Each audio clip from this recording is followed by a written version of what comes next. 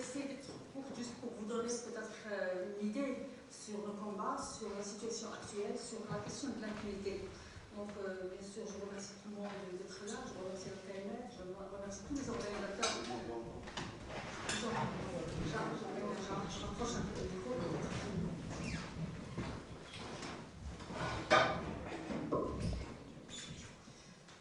Donc, le débat, c'est, enfin, le sujet, c'est l'impunité et son impact sur la situation des droits humains au Maroc. Il est évident, comme a dit Madame, que l'impunité, enfin, l'impunité, c'est le déni de justice, c'est le déni de la loi, c'est le mépris de la loi, c'est l'atteinte à la dignité humaine, en fait. Donc, il n'y a pas d'état de droit, il n'y a pas de démocratie. S'il n'y a pas une indépendance de la justice, s'il n'y a pas un accès égal pour tout le monde à la justice, s'il n'y a pas une justice qui protège les libertés, qui protège les lois. Donc, on a beau insérer, écrire et annoncer les droits dans la Constitution, dans différentes lois, s'il n'y a pas une justice indépendante qui puisse protéger ces droits et ces libertés, donc ça reste théorique, ça reste pour l'image, et c'est ça, en fait, ce qui se passe au Maroc, c'est beaucoup de choses sont beaucoup plus pour l'image que pour l'application et pour la mise en œuvre. Donc, l'impunité au Maroc, je n'hésiterai pas de dire que c'est elle est systématique, en fait. C'est une pratique systématique au Maroc. C'est un mode de gouvernance. Je n'hésiterai pas non plus de dire qu'au Maroc, toute personne ayant un pouvoir, que ce soit économique ou un pouvoir politique, pourra mettre en prison une autre personne qui a moins de pouvoir qu'elle. Donc la justice, enfin, le système judiciaire est un instrument de répression. Il a été un instrument de répression pendant toutes les années de plomb, des milliers d'années, enfin des centaines d'années ont été prononcées comme peine contre des prisonniers politiques. Cette justice continue à être un instrument de répression au Maroc. On voit ici Wafa Sharaf, une jeune marocaine de l'MDH, qui est aussi une jeune militante du mouvement du 2 février, qui a été jugée il y a quelques semaines à 2 ans de prison ferme par un tribunal par un procès monté en toutes pièces. Il y a un rapport sur toutes les infractions qui ont été commises depuis son arrestation jusqu'à son procès, aucune preuve contre elle. C'est une jeune fille qui a déposé plainte pour avoir été enlevée, torturée et jetée en dehors de la ville parce qu'elle est très active dans le mouvement des 2 février, parce qu'elle a été dans un sit-in d'ouvrières exclues d'une usine américaine avec un mégaphone. Elle a encadré cette grève-là pendant quelques heures et par la suite, elle a subi ce qu'elle a subi. Elle a déposé plainte contre X, pas contre la police, contre X, parce qu'elle n'a pas de preuves comme quoi, mais c'est la police qui a commis ce crime contre elle. Au lieu donc d'ouvrir une enquête sur sa plainte, l'enquête a été ouverte, mais avant d'aboutir, avant de fermer le premier dossier, elle a été arrêtée et jugée pour atteinte à l'image de la police, pour mensonge. Je rappelle que le Maroc a ratifié non seulement la Convention internationale de la protection contre la torture depuis 1993, mais il a également ratifié le protocole facultatif lié à cette convention, dont l'article 15 et l'article 21 stipulent clairement que nulle personne, que ce soit une personne ou une organisation, ne peut être poursuivie ou sanctionnée si elle informe d'un cas de torture, même si ces informations ne sont pas véridiques. Donc c'est bien écrit dans le protocole, c'est pour encourager les gens à dénoncer les tortionnaires, à déposer plainte contre la torture, et pourtant cette jeune fille maintenant est en prison pour 2 ans. Je rappelle bien sûr qu'un mensonge ne peut pas être sanctionné, même si c'est vrai, à 2 ans de prison. Donc Amnesty International, Human Rights Watch, les ONG marocaines, plusieurs ONG françaises, un grand réseau ici en France a été constitué pour soutenir Wafa Sharaf, pour la libération de Wafa Sharaf. Donc on est tous convaincus que c'est une jeune fille qui se retrouve en prison à cause de son activisme, à cause de son appartenance, à cause de son militantisme et ses opinions.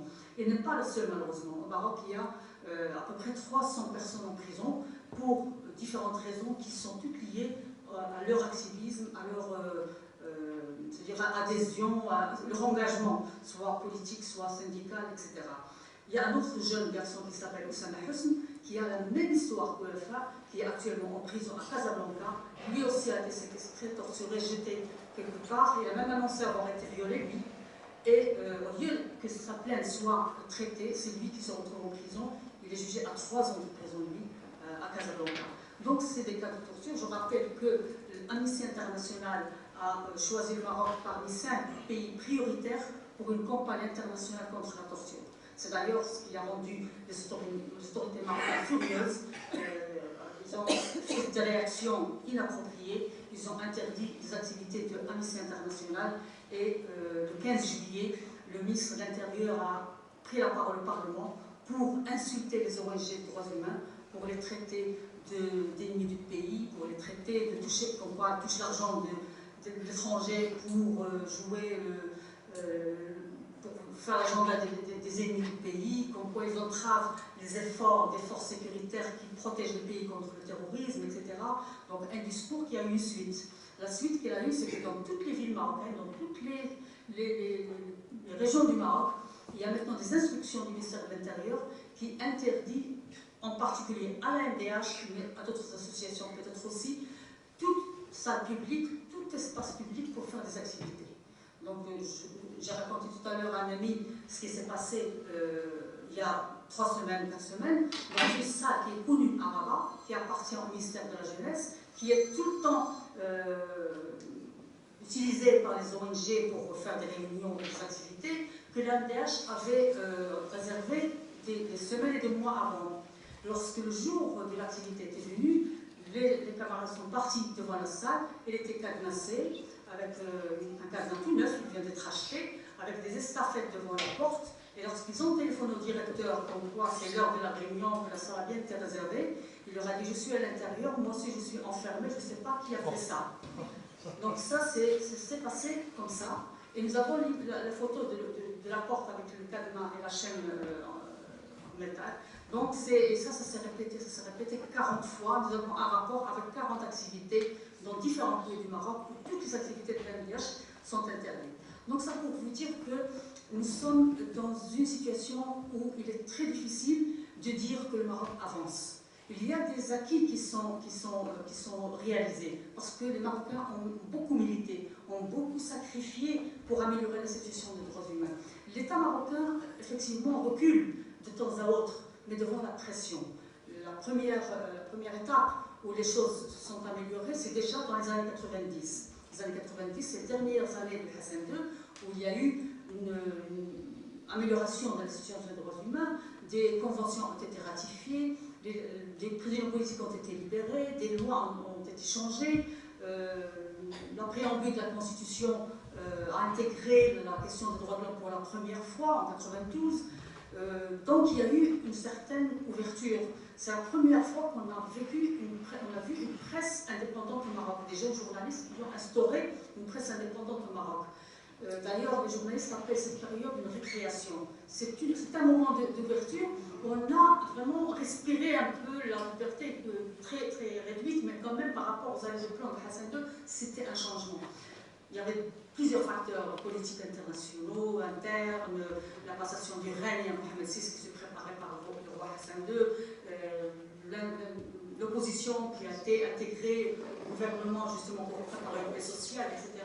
C'était un moment où les choses ont changé, il y avait très peu de torture, donc il y avait un changement qu'on a vécu. C'était donc la pression interne du mouvement démocratique qui n'a pas cessé de militer, c'était aussi la pression internationale, parce qu'on se rappelle des années 89, des années 80, c'est le débat sur la démocratie, ensuite du mur de Berlin, les États-Unis se débarrasser des dictateurs qu'elles soutenaient depuis des années pour se protéger contre le communisme, etc. Donc c'était une atmosphère, une conjoncture internationale qui a poussé donc, les régimes de dictature à changer un peu leur politique. Donc c'était ces facteurs internationaux, c'était des facteurs internes, comme j'ai dit, la lutte continue.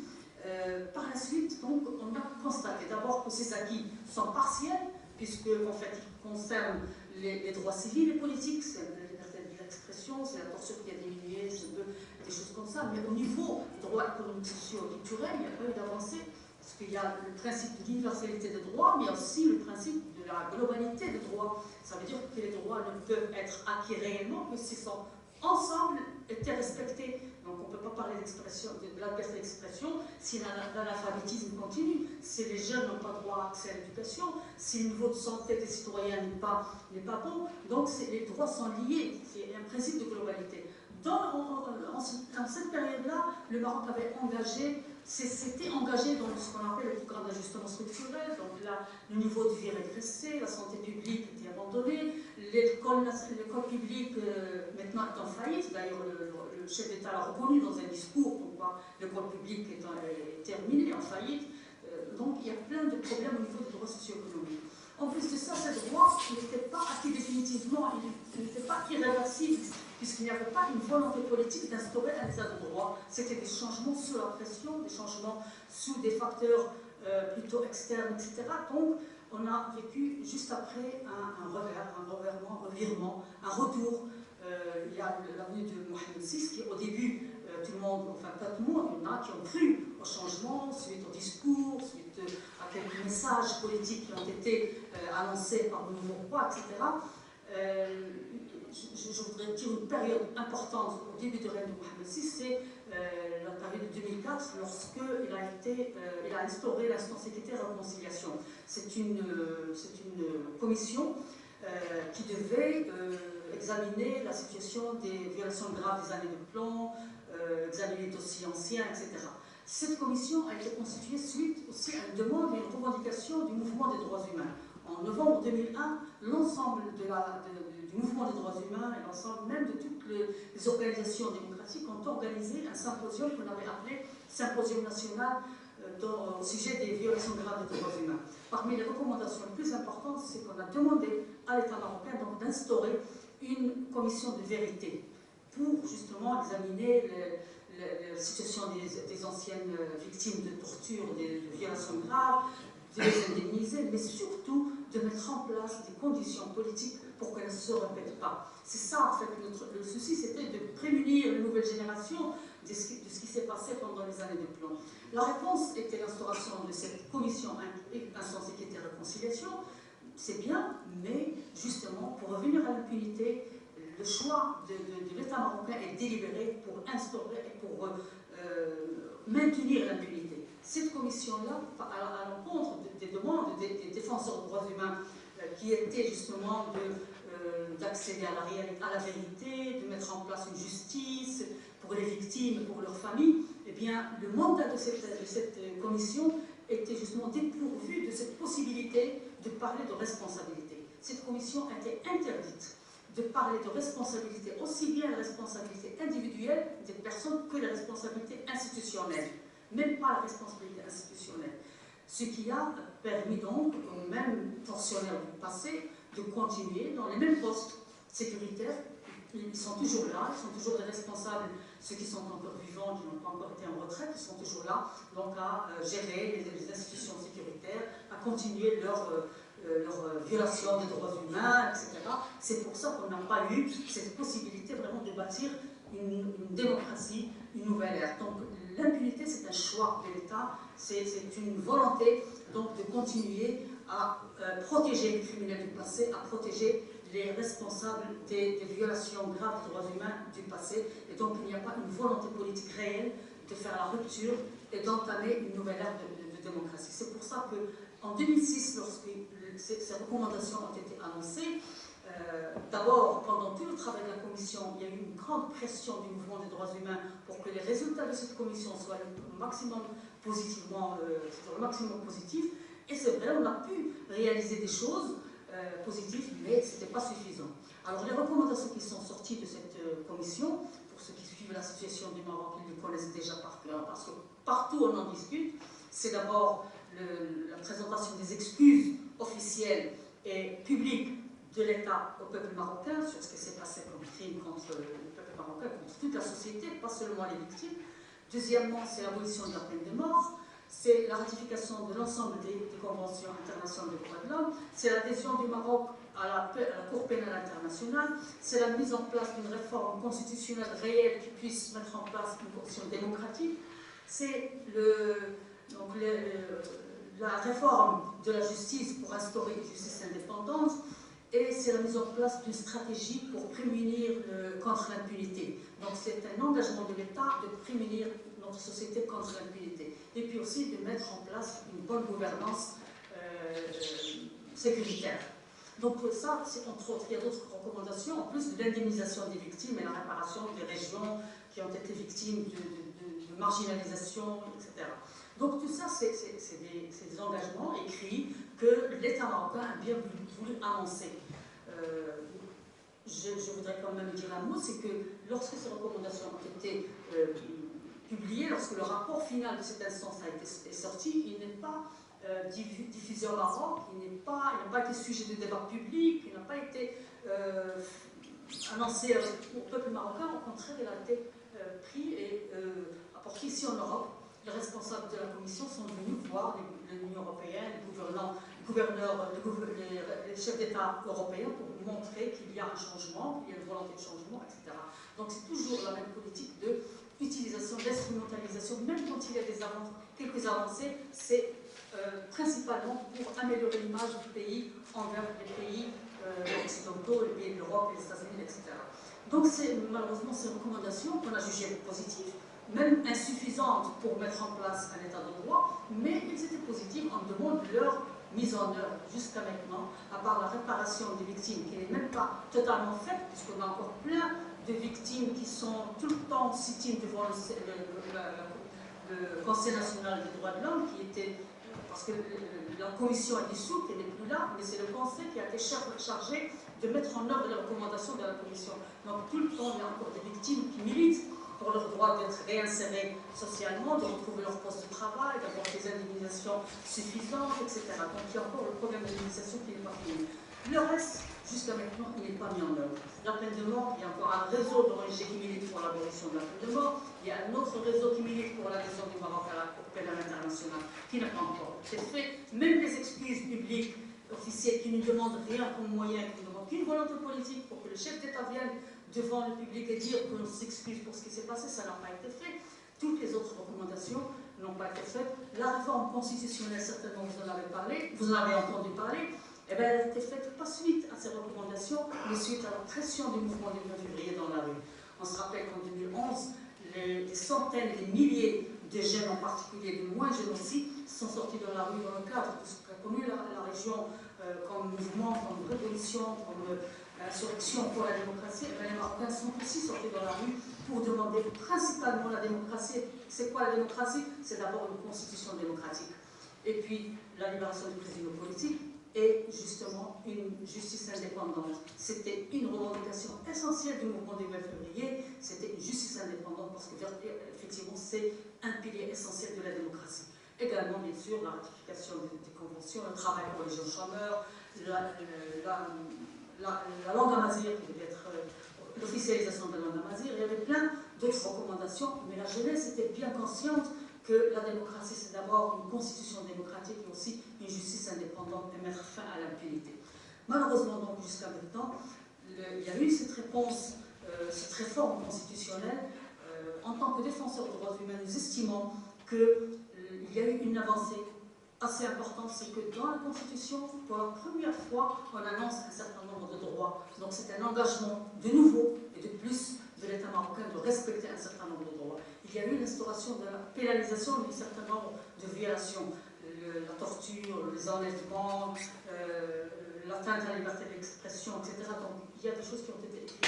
Mais malheureusement, pour que ces droits aient justement puissent être réalisés, puissent être respectés, il nous faut une justice indépendante. Parce que partout dans le monde, il y a des violations de droits, il y a des violations des lois. Mais il y a justice qui rend justice aux victimes. Il y a quand même une protection des lois, il y a un certain respect des lois. Et bien, au Maroc, justement, il y a cette constitution qui a annoncé tout ça, mais d'un autre côté, il y a la justice. Pour la première fois, c'est vrai, on a instauré ce qu'on appelle un pouvoir judiciaire, parce qu'avant, c'était un système de justice, ce n'est pas un pouvoir. Maintenant, on parle de pouvoir judiciaire à la Constitution, dans la Constitution, mais c'est un pouvoir judiciaire qui est présidé par le roi. Et le roi est lui-même président du Conseil des ministres, président du Conseil de sécurité, président du Conseil de l'Ulama, qui est un pouvoir religieux, il a la possibilité de dissoudre le Parlement, de renvoyer des ministres, de désigner les hauts responsables des grandes entreprises stratégiques du pays.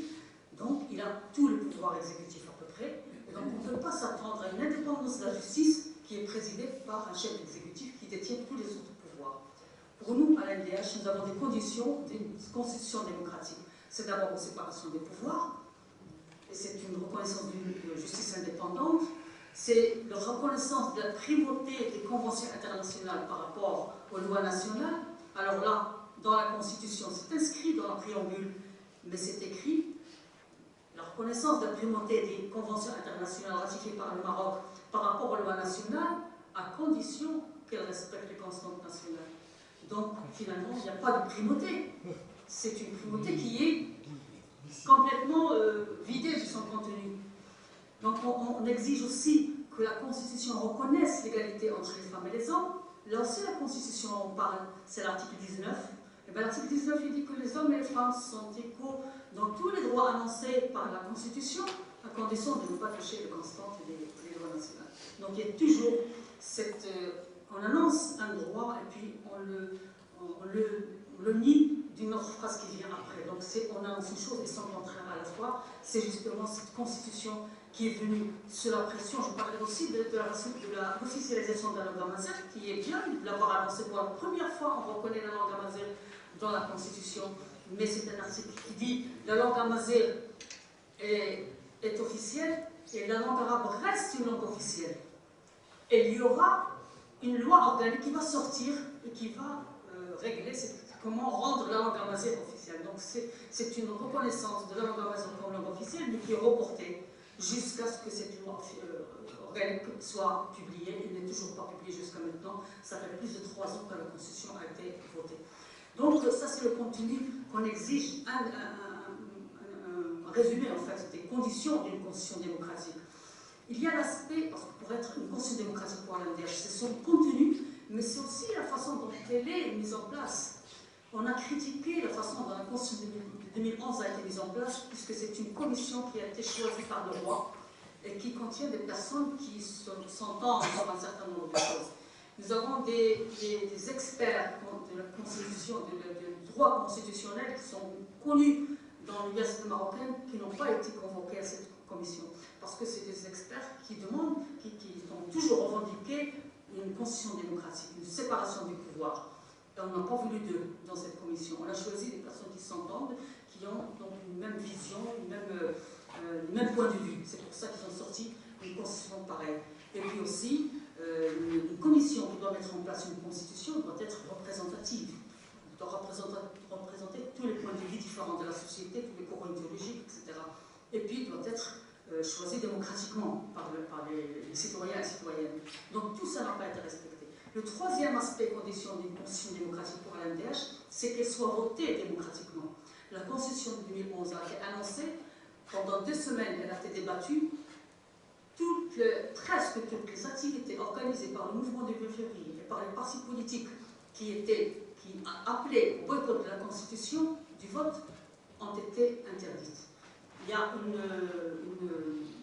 un reportage du TV5 Monde que vous pouvez voir sur Internet où les jeunes qui s'appelaient Jeunesse Royaliste, qui distribuaient des tracts pour voter pour la Constitution, pouvaient donc imprimer leurs tracts gratuitement dans les librairies puisqu'ils sont payés par d'autres sources. Et les jeunes du 20 février qui venaient à l'imprimerie, et on leur disait on ne veut pas de problème avec les autorités, tout ce qui contient un papier, on ne peut pas l'imprimer. C'est avec caméra cachée, tout a été vu sur un reportage, et nous on sait ce genre de choses, c'est le citoyen européen qui nous connaît pas. Donc, il n'y a pas eu un débat réel, public, sur la langue. Nous, à l'NDH, on n'a pas appelé au boycott du vote, ni pour oui, ni pour non, parce que c'est une position politique. Mais nous, on a critiqué le fait qu'il n'y avait pas de liberté d'expression pour tout le monde, que ce soit à la télévision, que ce soit dans les salles publiques. Et d'ailleurs, à la télévision, on avait interdit aux personnes qui appelaient au boycott d'appeler au boycott à la télévision. Ils avaient le droit de critiquer la Constitution, mais pas d'appeler au boycott dans leur discours à la télévision. bien sûr, plein de l'ANDH n'a jamais été invité à un débat à la télévision. Nous sommes parmi les ONG qui n'ont pas accès à la télévision publique au Maroc. Donc voilà, c'est pour dire, après la Constitution, le mouvement du 20 février a été affaibli pour différentes raisons. Et donc, c'est de nouveaux rapports de force qui se sont installés dans le pays, et c'est un retour en arrière. Même les petits points, les quelques points positifs de la Constitution sont restés sans application. Les lois organiques les plus importantes ne sont pas sorties. Et donc, l'association des droits humains régresse encore plus. Je peux vous dire qu'elle n'a pas seulement régressé par rapport à l'avant-février, elle a même régressé des fois, on voit des pratiques qui nous rappellent des années de plomb. Et en particulier ce dont je vous ai parlé tout à l'heure, du ministre de l'Intérieur qui interdit systématiquement toutes les activités d'une association telle que l'ANDH, qui est parmi les grandes associations des plus anciennes, qui est la plus présente, qui a 14 000 membres, qui a 97 sections, qui a des sections en Europe, qui est reconnue universellement, qui appartient à des réseaux internationaux, etc. Et donc, elle est cible d'une répression systématique. Et je rappelle que nous avons non seulement les deux jeunes dont j'ai parlé, mais 5 ou 6 militants de l'ANDH qui sont en prison, y compris un jeune del Jadida qui vient d'être arrêté il y a 3 jours. Donc, la situation des libertés, malheureusement, n'avance pas énormément. La presse continue à être réprimée. Nous avons un journaliste en prison. Nous avons Ali Akouzla, peut-être que quelques-uns parmi vous connaissent, parce que c'est un grand journaliste très connu qui a été poursuivi pour un article, mais qui a été poursuivi par la loi antiterroriste, comme d'autres journalistes aussi, qui a été libéré grâce à une campagne internationale énorme qui a été menée par des associations internationales de journalistes, mais il est toujours poursuivi devant la justice. Nous avons donc un autre journaliste en prison, un autre journaliste qui est poursuivi pour avoir seulement parlé d'un cas de torture dans son journal électronique. Donc, pratiquement, nous n'avons plus de presse indépendante. Il y a une grande autocensure par les journalistes qui ont peur de la répression, qui ne veulent pas perdre leurs organes de presse, qui ne veulent pas se retrouver devant les procès. Donc, ils font de l'autocensure, ils font le profil bas pour y aller doucement. Pour résumer, nous avons des lignes rouges, ce qu'on appelle des lignes rouges, qu'on ne peut pas aborder, qu'un journaliste ne peut jamais aborder. S'il les aborde, il risque sa liberté, il risque des amendes, il risque la prison, etc. C'est les 3 sujets tabous, c'est la monarchie, et en particulier, non seulement la partie concernant la répression, la torture, mais surtout les affaires de la monarchie, l'aspect économique, ce mélange de pouvoir économique avec le pouvoir politique, etc.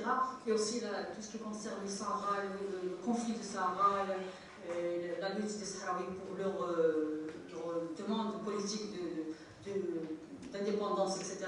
Et tout ce qui concerne donc la religion, la liberté de culte, le pouvoir religieux du roi, etc. Donc ce sont des champs, des sujets qui sont difficiles à débattre librement, où un journaliste vraiment risque beaucoup, s'il s'aventure à écrire librement. Ali Akouzla a payé le prix de ces articles. Ceux qui le connaissent peuvent en témoigner. C'est un journaliste qui est libre, qui écrit librement sur des sujets les plus difficiles.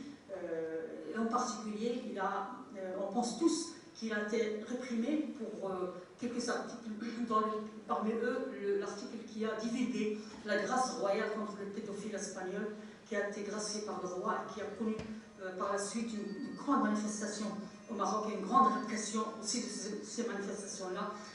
Tout le monde estime que cet article a vraiment touché la monarchie, donc ça a été un article difficile, donc il a été réprimé par la suite avec un prétexte d'avoir publié un article sur le terrorisme, etc. Mais la vraie raison, c'est ces articles qui ont parlé des sujets très tabous.